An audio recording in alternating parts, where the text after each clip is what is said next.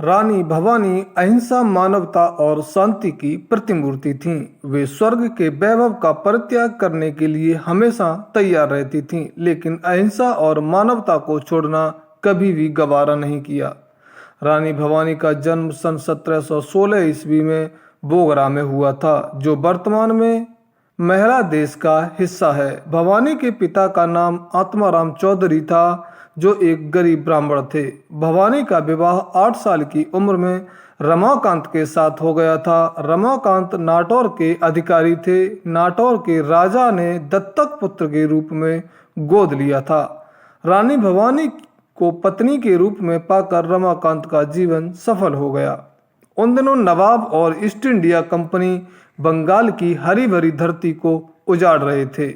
नवाब के पद पर अलीवर्दी खां था। उन्होंने मुगल शासक की कमजोरी का लाभ उठाते हुए सभी बंगाल पर अपना अधिकार स्थापित कर लिया था।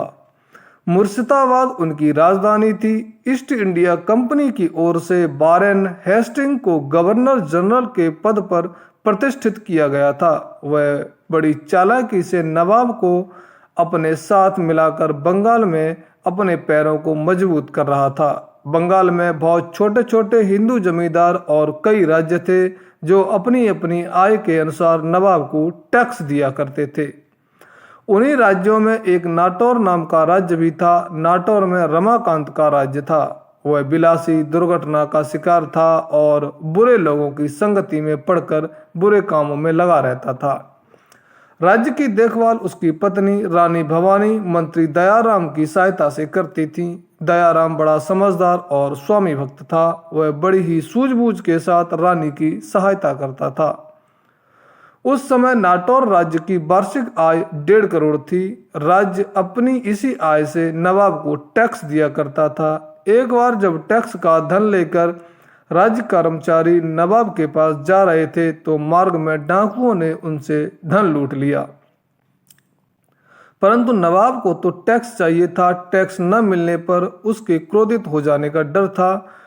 इधर राज्य के कोष में धन नहीं था। रमाकांत की अय्यासियों के जुए की लत के कारण कोष का धन खत्म होता जा रहा था। अतः मंत्री दयाराम चिंतित हो उठे। रानी भवानी ने मंत्री की चिंता को दूर करते हुए कहा कि चिंता की कोई बात नहीं है, मैं अपने बहुमूल्य आभूषणों को बेचकर नवाब का टैक्स चुका दूंगी। और रानी ने यही किया। उन्होंने टैक्स के लिए अपने सारे आभूषण बेच दिए। शोक और चापलूसों ने दयाराम को मंत्री पद से हटवाया और उद्दा के नवाब के पास जाकर रमाकांत के विरोध में नवाब के कान भर दिए। वे नवाब से कहते हैं कि नाटौर राज्य की आय 1.5 करोड़ से बहुत अधिक है। रमाकांत टैक्स बचाने के लिए आपसे झूठ बोलता है। परिणाम यह हुआ कि नवाब भी क्रोधित हो उठा। उसने टैक्स बढ़ाने के लिए नाटौर में अपनी सेना भेज दी। रमाकांत को जब यह ज्ञात हुआ तो उसके हाथ पांव फूल गए।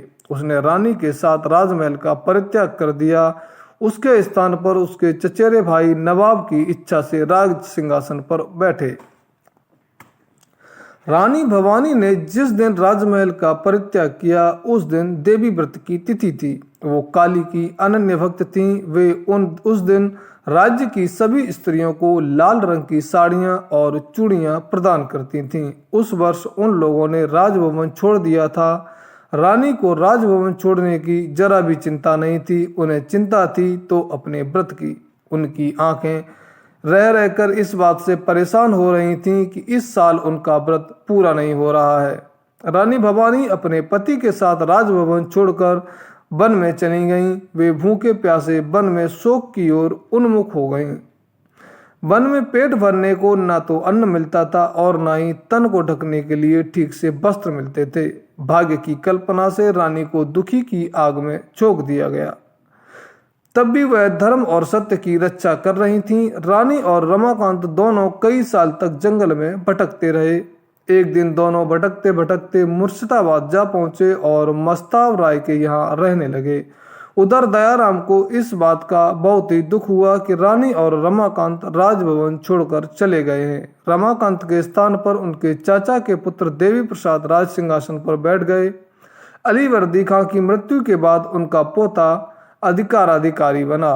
राजा राम ने उसके साथ मिलकर रमाकांत के पक्ष में प्रयास किया, लेकिन इस बार भी बात नहीं बनी। सिराजुद्दौला के बाद मीर जाफर बंगाल का नवाब बना। दयाराम ने एक बार फिर कोशिश की और इस बार दयाराम शाहनी अपनी कोशिश में कामयाब हुआ। वह मीर जाफर को रमाकांत के पक्ष में करने के लिए तैयार हो गया।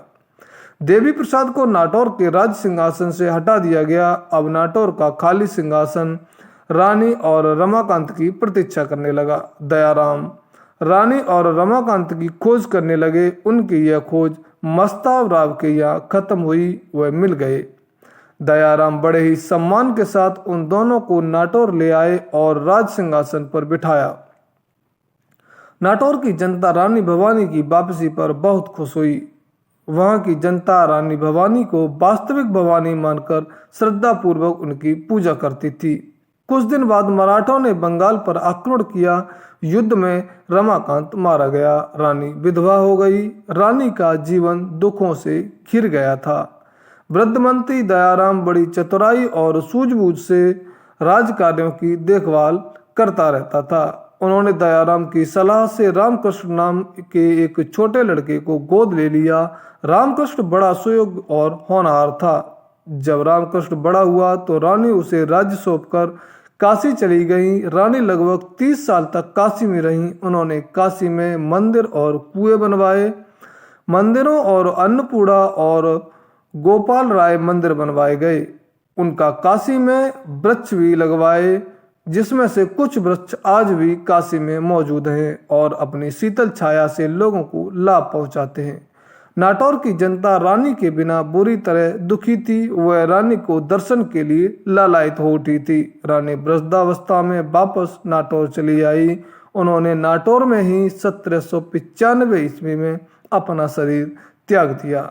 साथियों, ऐसी ही वीरांगनाओं की कहानियां सुनने के लिए हमारे चैनल को सब्सक्राइब करें और वीडियो को लाइक करना ना भूलें।